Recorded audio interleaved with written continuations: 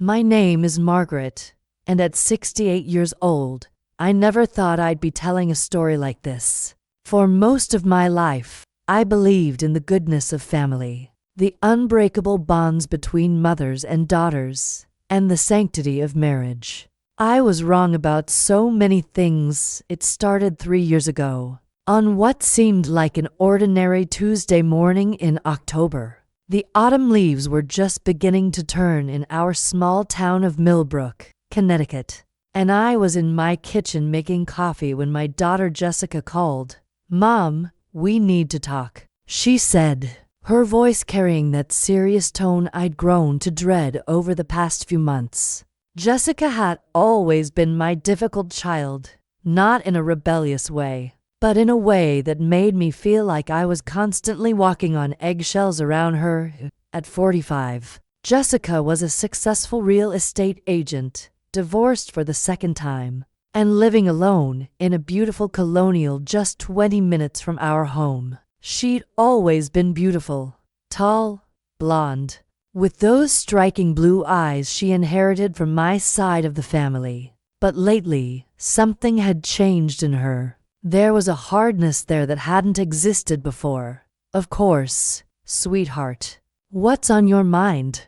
I asked, settling into my favorite chair by the window where I could see Harold working in his garden. My husband of 47 years was still handsome at 70, with his silver hair and those gentle brown eyes that had first captured my heart in college. "It's about Dad," Jessica said, and something in her tone made my stomach clench. "And it's about you." "What do you mean?" There was a long pause. "Mom, I think it's time you considered alternative living arrangements."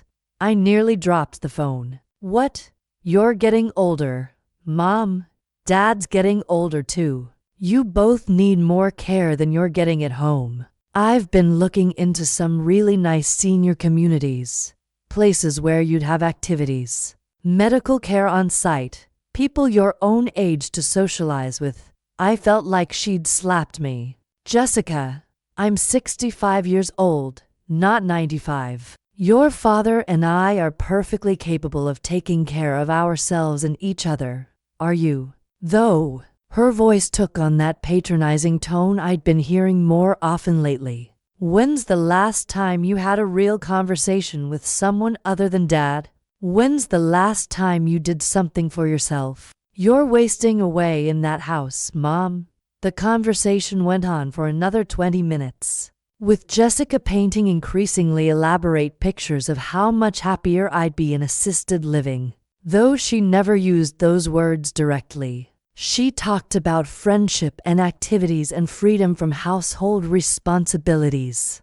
But all I heard was that my daughter wanted to ship me off somewhere. When Harold came in from the garden, dirt still under his fingernails, and that peaceful smile on his face that I'd loved for decades, I was crying. "What's wrong, Maggie?" He'd called me that since our second date. It was his special name for me. I told him about Jessica's call, expecting him to be as shocked and hurt as I was. Instead, he got very quiet. "Maybe she has a point," he said finally. I stared at him. "Harold, not about you," he said quickly. "But maybe we should think about what we want for our future. We're not getting any younger, and Jessica is just looking out for us." Something felt wrong. Harold and I had always been a team, always made decisions together. For him to even consider Jessica's suggestion without discussing it with me first felt like betrayal. But I pushed that feeling down. Jessica was our only child, our miracle baby who'd come to us after years of trying and 3 heartbreaking miscarriages. If she thought this was best for us, maybe I needed to at least consider it. Over the next few weeks, Jessica became relentless. She'd drop by with brochures. She'd call with stories about friends whose parents were so much happier in senior communities. She'd bring up every small sign of aging like it was evidence of our incompetence. When Harold forgot to turn off the sprinkler system one night, Jessica acted like it was proof he was developing dementia. When I mentioned feeling tired after a long day of housework, she suggested I clearly needed professional help. Every normal part of aging became ammunition in her campaign. But the strangest part was how much time she started spending at our house. "I'm just keeping an eye on you both," she'd say, settling into Harold's favorite chair in the living room while he retreated to his study. She'd bring dinner, expensive takeout from restaurants in the city, and insist on staying to make sure we ate it all. "You're too thin, Mom," she'd say, though I'd maintained the same healthy weight for years. "And Dad, you look tired. Are you sleeping okay?" Harold would flush under her attention, and I began to notice things that made me uncomfortable. The way Jessica would touch his arm when she talked to him. The way she laughed just a little too loudly at his stories. Stories she'd heard 100 times before. The way she'd dress up for these family dinners in low-cut blouses and skirts. That seemed too young for a 45-year-old woman. I told myself I was being paranoid. This was my daughter, my husband, the two people I loved most in the world. But then came the night that changed everything. I'd gone to bed early with a headache, leaving Harold and Jessica watching an old movie in the living room. Around midnight, I got up for a glass of water and heard voices from downstairs. At first, I thought they were just still watching TV. But as I got closer to the top of the stairs, I realized they were talking. "She doesn't understand you the way I do," Jessica was saying, her voice soft and intimate in a way that made my blood run cold. "Jess, we shouldn't be talking about this," Harold replied, but his voice was weak, conflicted. "Why not? We're both adults. We both know what we feel." I crept closer to the stairs, my heart pounding so loud I was afraid they'd hear it. "You deserve better than this, Harold. You deserve someone who appreciates you, who sees how amazing you still are. She treats you like an old man, but I see the real you. Jessica, please. She's your mother, and she's your wife, but when's the last time she made you feel alive? When's the last time she looked at you the way I do?" I had to grip the banister to keep from falling. This couldn't be happening. This couldn't be real. If she was somewhere safe, somewhere she'd be happy and well cared for. "We could both stop pretending," Jessica continued. "You know you want this too. I can see it in your eyes." There was a long silence, and then Harold's voice. So quiet I almost couldn't hear it. "What you're suggesting, it would destroy everything." "No," Jessica said firmly. "It would free us, both of us. We could finally be honest about what we want." I don't remember how I got back to bed. I don't remember the rest of that night. I only remember lying there in the dark next to my husband of 47 years, feeling like my entire world had crumbled around me. The next morning, Harold acted perfectly normal. Jessica came by for coffee and kissed my cheek like she always did. If I hadn't heard that conversation myself, I would never have believed it happened. But I had heard it, and now I couldn't unhear it. I started watching more carefully. I started noticing things I'd missed before. The way Jessica's hand would linger on Harold's when she passed him his coffee. The way she'd find excuses to brush against him in the kitchen. The way she'd steer conversations toward memories of when she was younger, reminding him of the beautiful young woman she'd been. And Harold, my Harold, was responding to it. I could see it in the way he'd straighten up when she walked into the room. The way he'd started paying more attention to his appearance on the days she was coming over. The way he'd become distant with me, distracted, like his mind was somewhere else. The campaign to move me to assisted living intensified. Now Jessica had Harold helping her. They'd tag team me with their concerns about my health, my safety, my happiness. They painted beautiful pictures of the senior community they'd found for me. Sunset Manor, a lovely facility just 2 hours away where I'd have my own apartment and so many activities. I'd never be bored. It's not like we're abandoning you, Mom, Jessica would say, sitting on the couch next to Harold in a way that made them look more like a couple than like father and daughter. We'll visit all the time, and you'll make so many new friends. 2 hours away. Far enough that casual visits would be impossible. Far enough that I'd be truly alone. I tried to fight it, but I was one person against two. And one of them was my husband, the man I'd trusted with my life for nearly 5 decades. Every objection I raised, they had an answer for. Every concern I voiced, they turned back on me as evidence of my declining mental state. You're being paranoid, Maggie, Harold said one night after Jessica had left and I'd tried to tell him what I suspected. Jessica loves you. She's trying to help us both. She's trying to get rid of me so she can have you, I said, the words feeling like poison in my mouth. Harold looked at me with something I'd never seen before. Disgust. That's a terrible thing to say about your own daughter. Maybe Jessica is right. Maybe you do need professional help. The next day, Jessica showed up with papers. I've put down a deposit for you at Sunset Manor, Mom. They have an opening next month. Isn't that wonderful? Everything's arranged. I looked at Harold, hoping, praying, that he'd stand up for me, that he'd remember our vows, our life together, our love. Instead, he nodded. It's for the best, Maggie.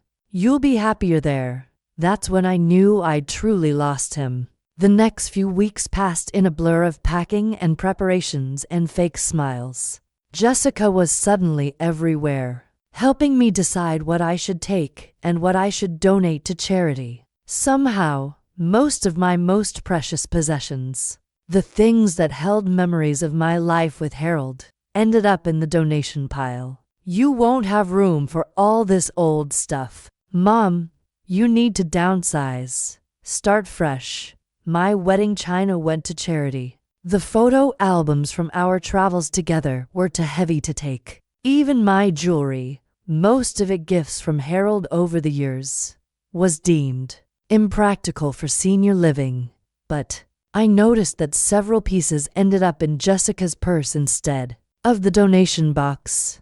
Harold had become a stranger to me. He barely looked at me anymore, and when he did, it was with impatience or irritation. He'd started spending more and more time helping Jessica with preparations, which meant I was often alone in the house we'd shared for 30 years, packing up my life in cardboard boxes.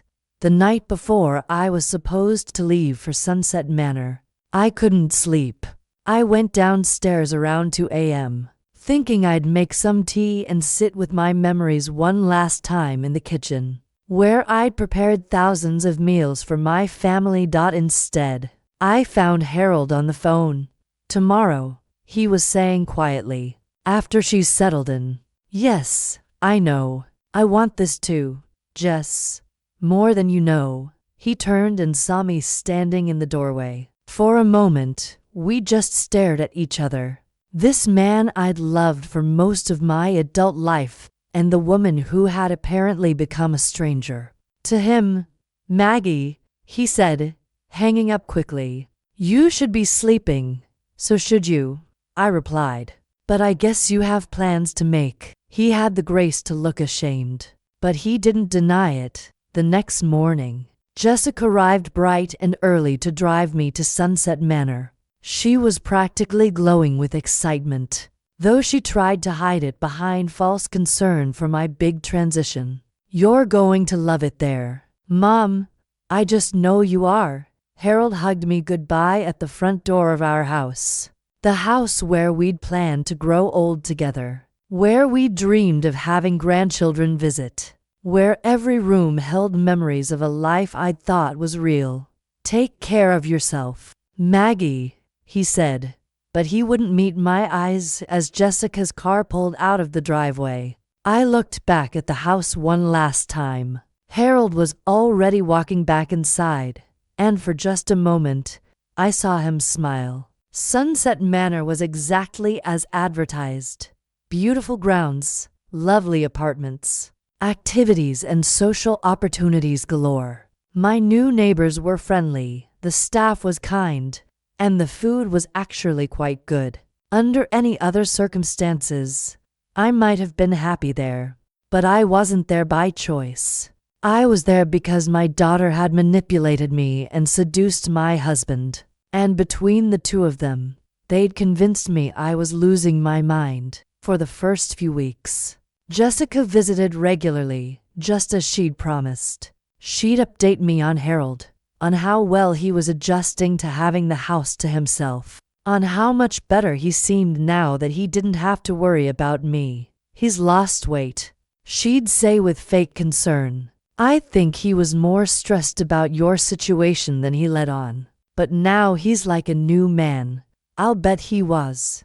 The visits became less frequent after the first month. Jessica was busy with work, or Harold was under the weather, or there was so much to do with the house now that it was just him living there. By the third month, I was lucky to see her once every 2 weeks. It was during one of these increasingly rare visits that Jessica made her mistake. She was telling me about some work she was doing on the house. Harold's house, she called it now, when she mentioned something that made my blood run cold. "We're redecorating the master bedroom," she said casually. Harold thought it was time for a change. Something more modern.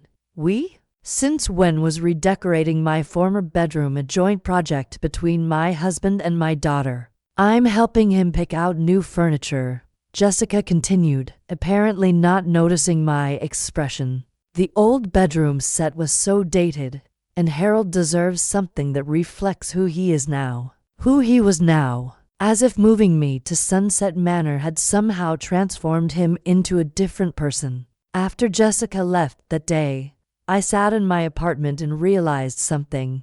I wasn't going crazy. I hadn't been imagining things. My daughter really had orchestrated my removal from my own life so she could take my place.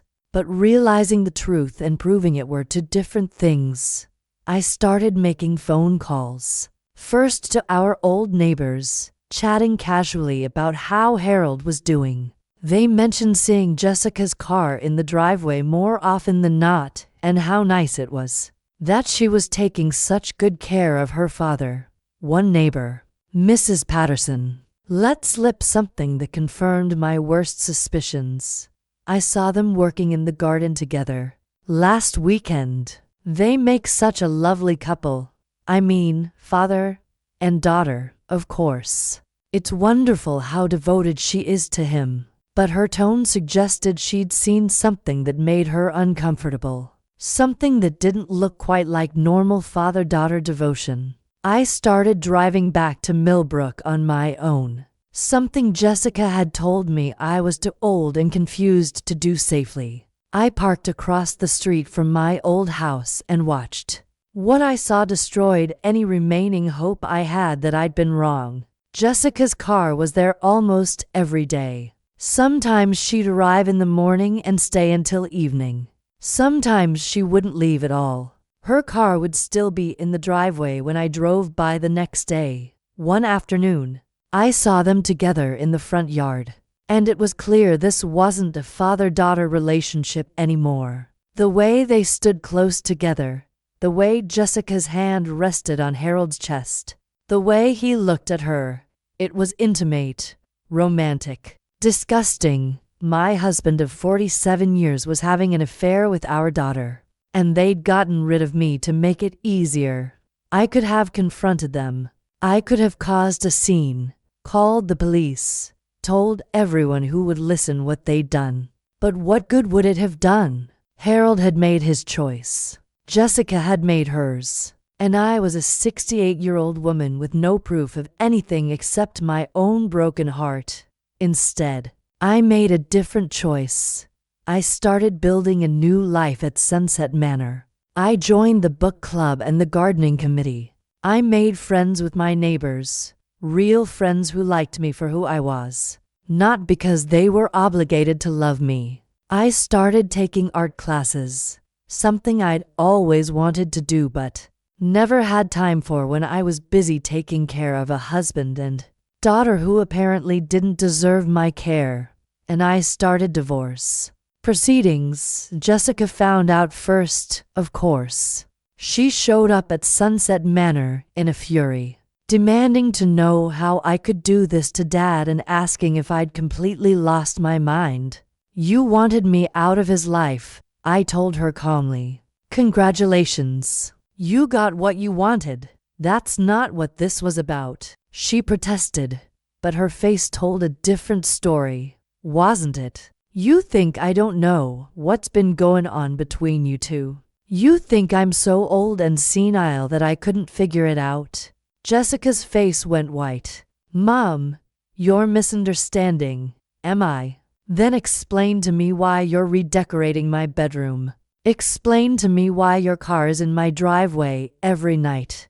Explain to me why Mrs. Patterson thinks you and Harold make a lovely couple. For the first time since this whole nightmare began, Jessica had nothing to say. Harold came to see me a week later. He looked terrible, thin, haggard, older than his 70 years. The man who had supposedly been like a new man without me looked like he was falling apart. Maggie, please, he said, don't do this. Let's talk about this.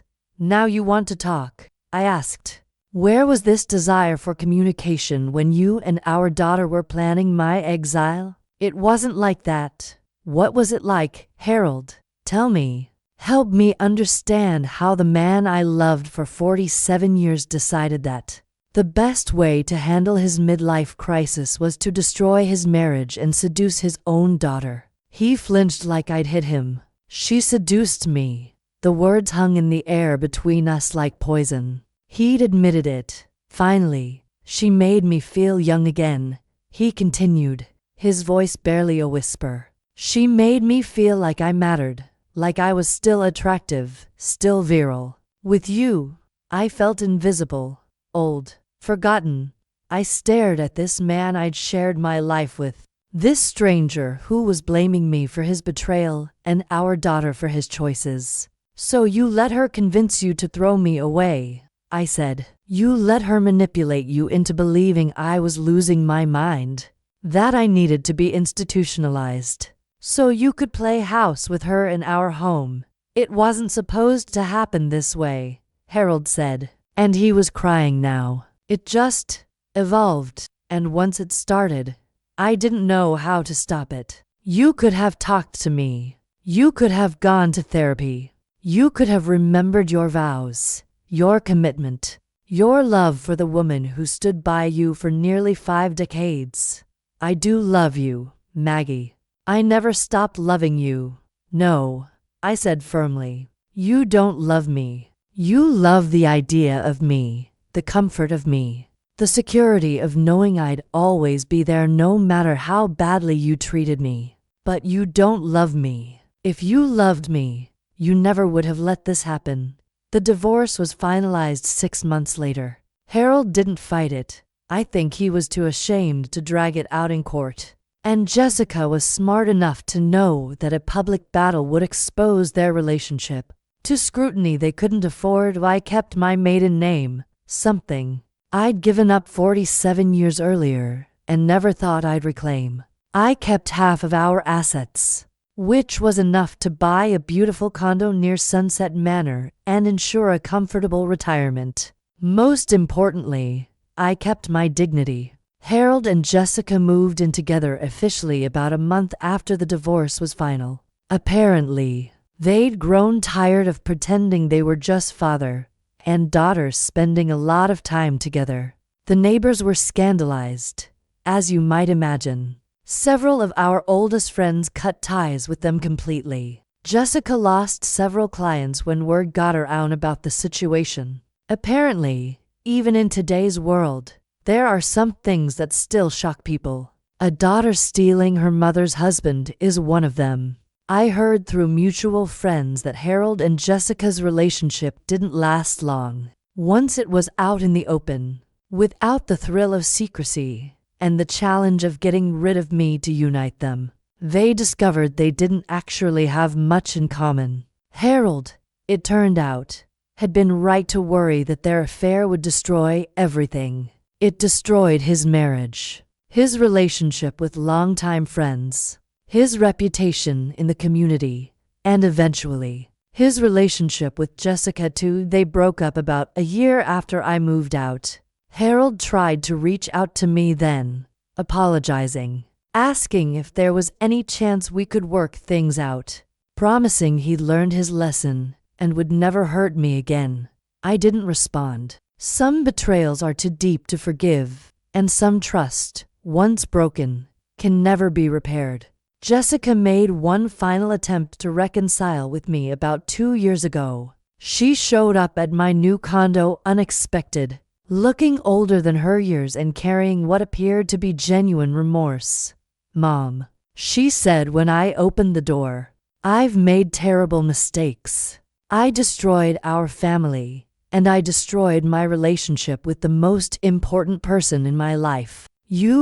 Can you ever forgive me?" I looked at this woman who used to be my daughter, this person I'd loved unconditionally for 45 years, who had systematically destroyed my life to satisfy her own selfish desires. "I can forgive you," I told her. "Forgiveness is for me, not for you. It frees me from carrying anger and resentment. But forgiveness doesn't mean reconciliation. Some actions have consequences that can't be undone." She started to cry. "Mom, please. I know I don't deserve it, but I need you. I need my mother. You should have thought of that before you decided you needed my husband more." I closed the door, and I haven't seen her since. Now, at 68, I have a life I never expected but have come to love. I have genuine friends who value me for who I am. I have hobbies and interests I never had time for when I was busy being the perfect wife and mother. I have independence and peace and, most surprisingly, happiness. I don't miss Harold, though I sometimes miss the man I thought he was. I don't miss Jessica, though I mourn the daughter I thought I had.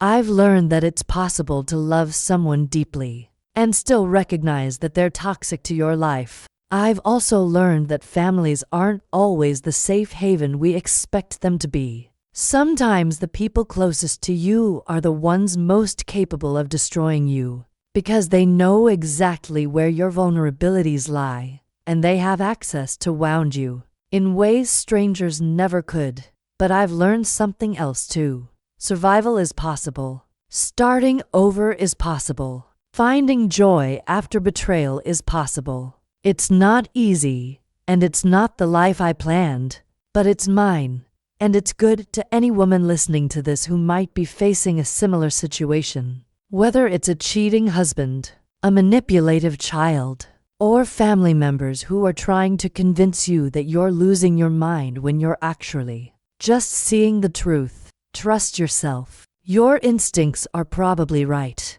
Your feelings are valid. And you are stronger than you think you are. Don't let anyone convince you that you're too old, too confused, too dependent, or to anything to make your own choices and live your own life. Age doesn't make you disposable. Years of marriage don't make you obligated to accept betrayal. Being someone's mother doesn't mean you have to enable their destructive behavior. You deserve better. You deserve honesty, respect, and love that doesn't come with conditions or expiration dates. If the people in your life can't give you that, then maybe it's time to find new people.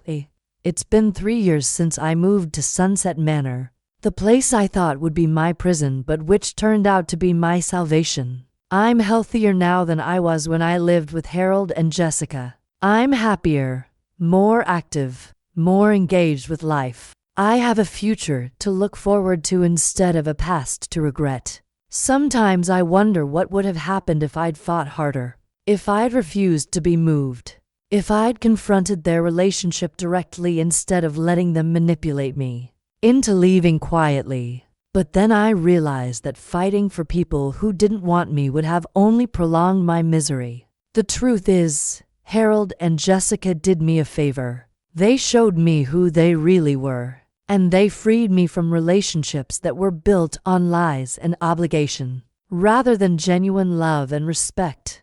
I may have lost a husband and a daughter, but I found myself. And after 68 years of living for other people, that's not such a bad trade. The moral of my story isn't that family will always betray you or that marriage is meaningless. It's that you can survive anything if you refuse to let other people define your worth or dictate your future. It's that starting over is always possible, no matter how old you are or how impossible it seems. And it's that sometimes the worst thing that happens to you turns out to be the best thing that could have happened. You just don't know it at the time. I'm Margaret Watson now, not Margaret Henderson. I'm a woman with her own life, her own friends, her own future. I'm not anyone's forgotten wife or manipulated mother. I'm just me, and for the first time in my adult life, that's enough. If you're facing betrayal, manipulation, or family members who are trying to convince you that you're the problem when you know they are, remember my story. Remember that you have choices, even when it feels like you don't. Remember that you're stronger than you think, more capable than they want you to believe, and deserving of so much better than what they're offering. Don't let them send you away from your own life, and if they do, make the most of where you land. Sometimes the life we didn't plan turns out to be the life we needed all along.